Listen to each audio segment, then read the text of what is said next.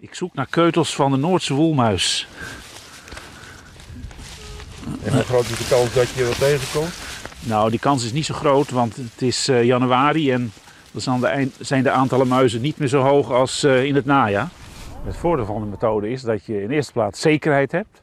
Zekerheid dat het echt een Noordse woelmuis is. En in de tweede plaats dat het snel gaat. Als je muizen vangt met vallen, dan ben je een week in touw.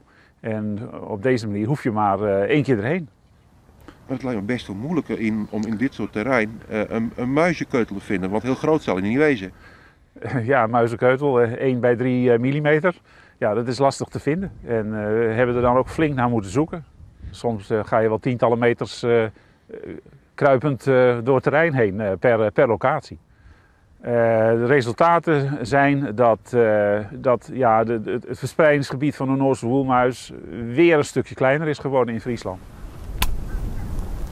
Ja, daar ligt een oud keuteltje.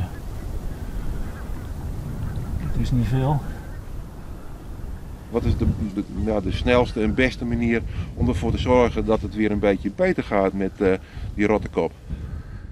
De snelste manier, maar dat zal moeilijk worden, is meer variatie in waterpeil. Algemeen of plaatselijk. Hè? Misschien zijn er plaatselijk mogelijkheden om dat te bewerkstelligen.